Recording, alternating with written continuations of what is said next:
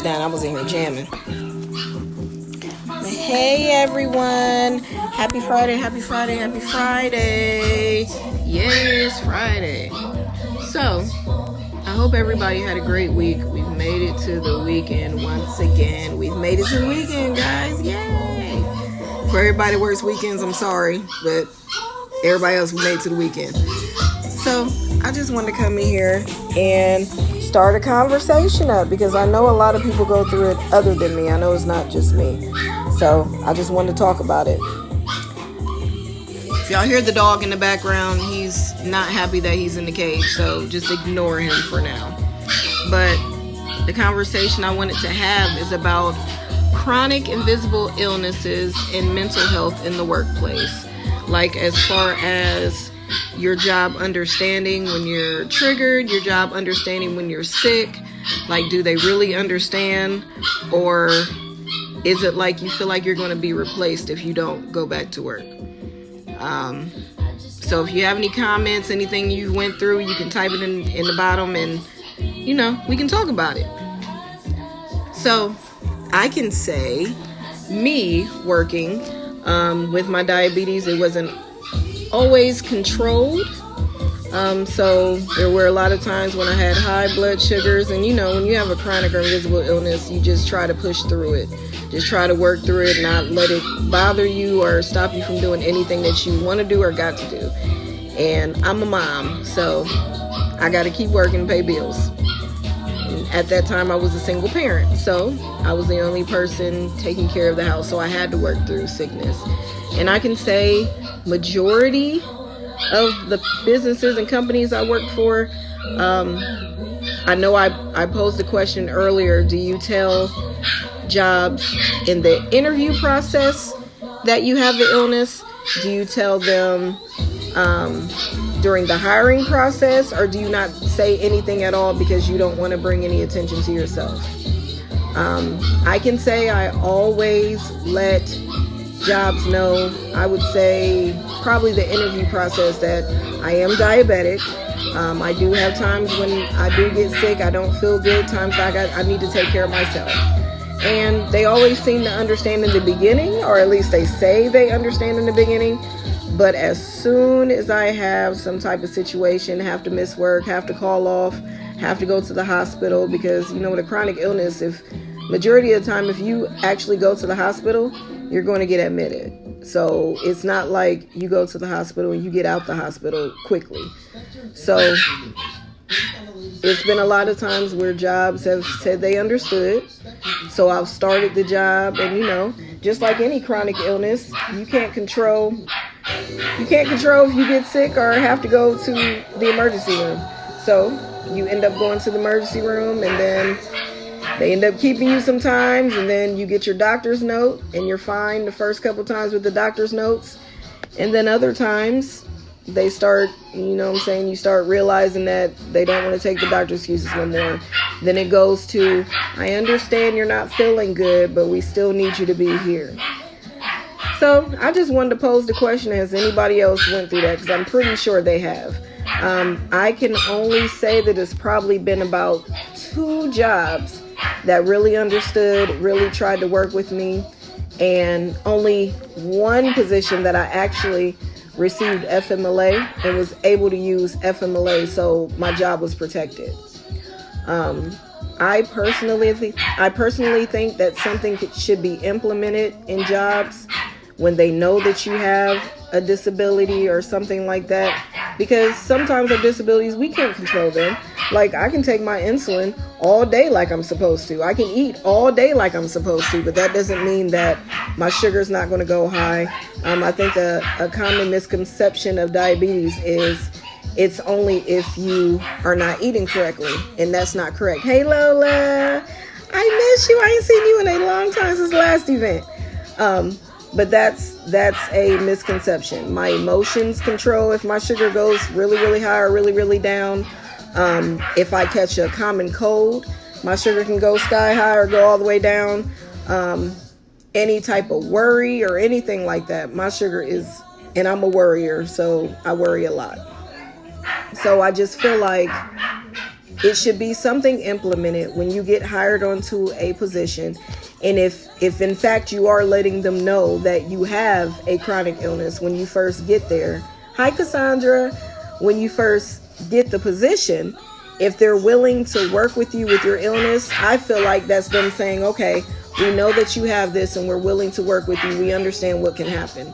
So as long as you're not taking advantage of it, then, and saying not taking advantage, what I would say is, if you have a doctor's note, then you should be fine. If you have a doctor's note, if you get a doctor's note from your doctor and they let them know certain things you can't do, if you are looking a certain way or getting a certain way, then you should be able to take time away, drink water, things like that.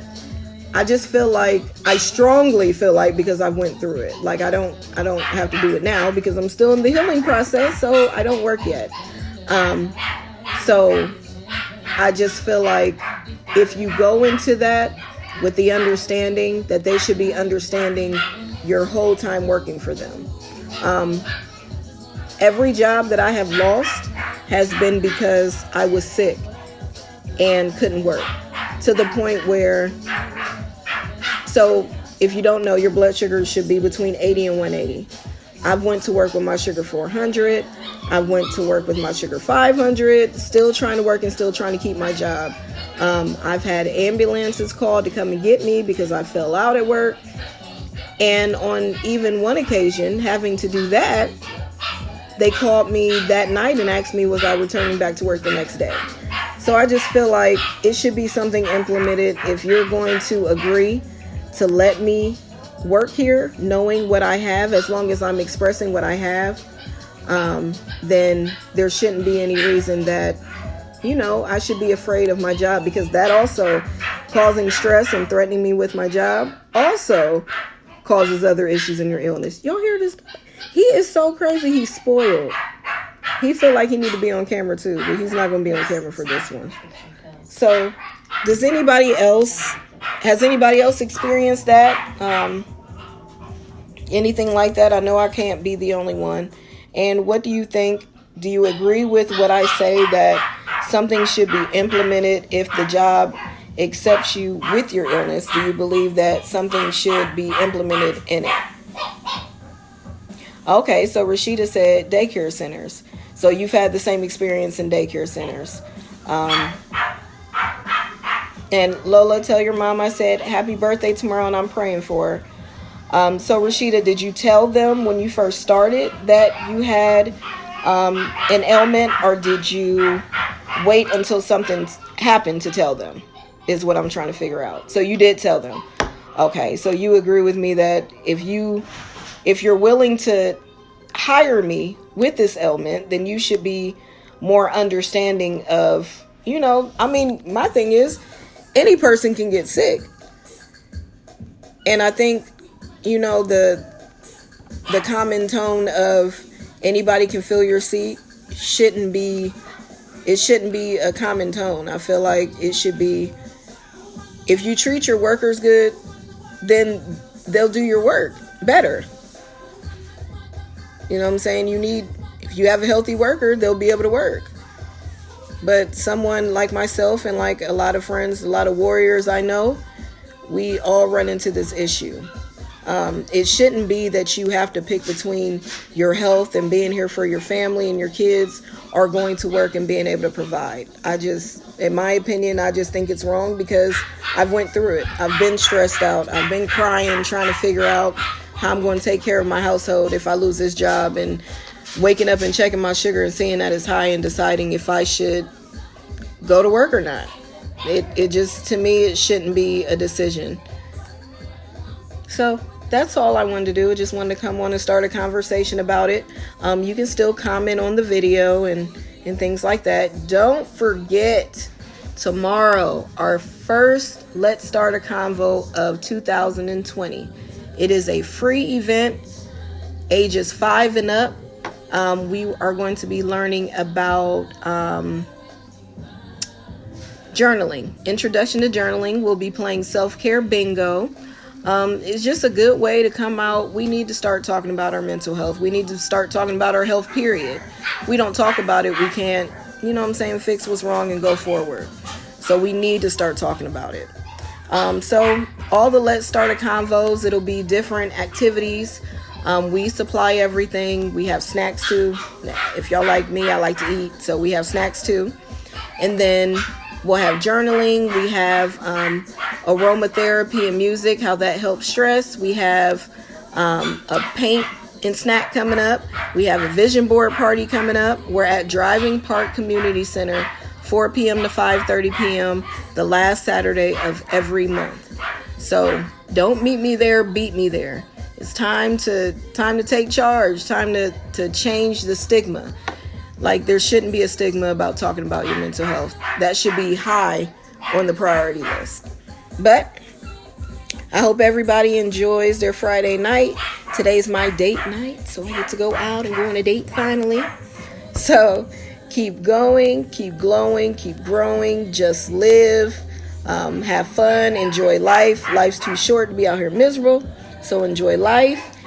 And if you don't follow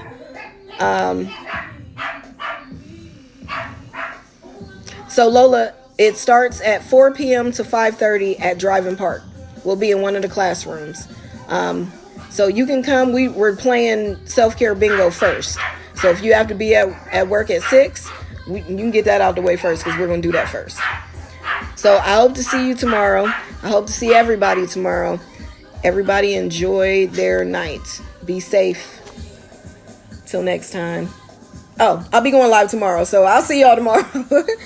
Deuces.